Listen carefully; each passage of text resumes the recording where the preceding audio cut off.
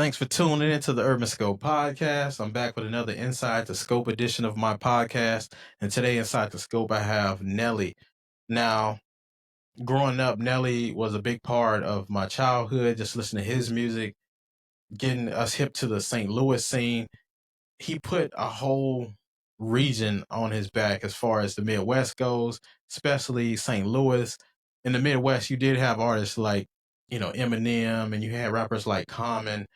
Uh, Kanye he wasn't out yet, not as a rapper, but as a producer. So you didn't have a lot of Midwest representation other than Eminem back then. But you did have St. Louis that was put on the map from Nelly, and also the St. Lunatics as well. Can't forget their important contributions to Nelly's career and to what the Midwest is now. He put St. Louis on his back. Even to this day, there's not really a lot of prominent St. Louis rappers other than Sexy Red. SZA's from St. Louis, but she probably reps New Jersey a little bit more. But as far as the hip hop scene, Nelly was everything for the Midwest, not only as a rapper, but as a fashion icon as well. And I'll talk about that in a little bit. Just talking about I always talk about the elements of hip hop, and he definitely embodied that fashion part of hip hop because not only did it was everything, not just his music, but just the fashion as well. What he was able to make popular, the crazy stuff. So from the Band-Aid on his face to the backwards jerseys, the Air Force Ones, the grills in the mouths, all of that stuff. Texas had the grills in his mouths, but other people in other areas weren't really wearing it until Nelly made it popular. And Nelly was untouchable in the 2000s. He could have did anything and made it a fashion statement just because he had that superstar quality to him. When the St. Lunatics was out and Nelly was just, a background character, he always had that superstar status to him. And people always felt that he would be to the forefront. And he did become the forefront man. And he's an icon in hip hop today because of it. What he was able to do in those early 2000s was he had a run like no other. Even Jay-Z said in one of his songs, he said the only dudes moving units is Pimp Juice, and us. Of course, Pimp Juice, he's referring to Nelly as Pimp Juice. He was moving crazy records back then off the first 3 albums, I believe, that he put. Well, first 4 albums, because that third album was a double disc with the Sweat and Suit. But that Country Grammar album was classic that I remember from my childhood. That Country Grammar single, which had a crazy flow. And if you really listen to the song, he was really rapping about something. He really had a lyrical flow. He doesn't get enough credit for his lyricism because he makes a lot of pop records, a lot of pop hits, but with hip hop elements in them.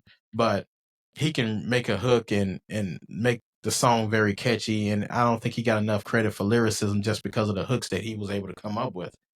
Um, the song EI definitely was a top hit of his. Ride With Me. I still remember that song from the movie Soul Plane, just attaching songs to movies. And then Batter Up, of course, a big song when it comes to the MLB and people's theme music and things like that. It was used all over the MLB and still is today. And it's probably used in colleges as well. But I'm pretty sure a lot of people use that Batter Up song even to this day. Such a classic, iconic song. The video as well, if you check that out. But on that Country Grammar album, my favorite song was the Lovin' Me song. What he talked about how he struggled as a child and the pain that he put on his mom and the relationship he had with his mom. It was similar to Tupac's Dear Mama song. That was his version of it several years later, of course, after Tupac did it. But it's a very good, catchy song, and it's an emotional song, and it gives you a foundation for what Nelly is and what he's about. But he avoided that sophomore slump that most rappers have, or some rappers have, when he dropped that Nellyville, because some of his greatest hits were on that Nellyville album. And as if that was his first album, if you didn't know any better. But Hot in Here was on there. No matter what race you are, what your musical taste is, that song Hot in Here. It was chart topping, one of probably his biggest song to date is Hot in Here, just because of the pop appeal it had to it. Most people didn't see it as a rap song because it crossed over so well. But he was one of the biggest rappers to cross over like that. The Dilemma song with Kelly Rowland, I still listen to that song That's one of the greatest love hip hop ballad songs of all time. Now I compare that song to a Meth and Mary J. That all I need, You're All I Need song. Case and Foxy Brown, Touch Me, Tease Me, very great song as well. Good unique combination. Or even an LL Cool J and Jennifer Lopez, All I Have. Very great hip hop love ballads, but I think that Nelly Kelly uh, combination, which the names rhyme too, very interesting. Nelly Kelly Dilemma song is the greatest love hip hop ballad song of all time. Don't add me, as the young kids say. Air Force One, we talked about that hip hop fashion statements that he used to make. He had everybody in the inner city in America, even in the suburbs, wearing Air Force Ones. I remember it was a time from 10th to 12th grade. All I pretty much wore were Air Force Ones, mixing the different colors, getting the different styles, never messing with the all black Air Force Ones, but the white and different colors and blue and different things like that. There's different styles, whether it be the mids, lows. We really didn't mess with the highs as much, but Nelly had such a fashion statement with those.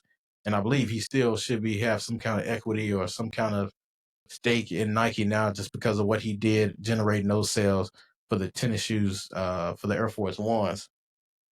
But he was always underrated in his fashion sense. He had his label Vocal. He did very well with that, I believe. But his fashion sense and what he did for the game is just undeniable.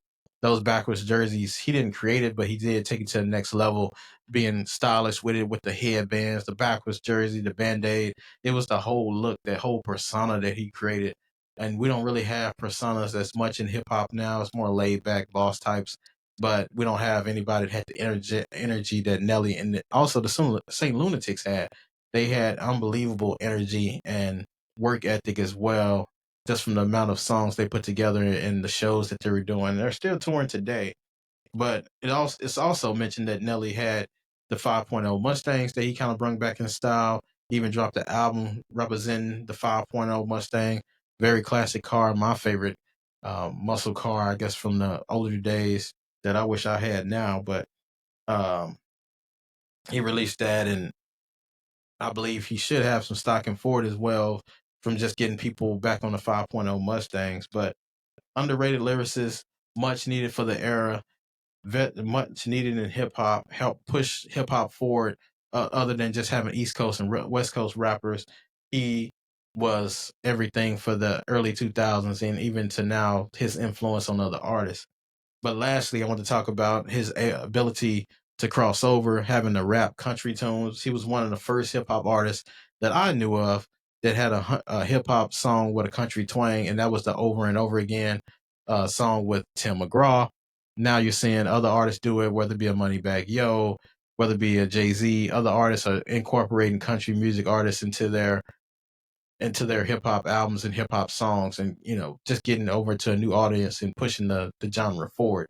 So salute to Nelly, one of my favorite artists in the early 2000s. And as always, until next time, I'll see you next time.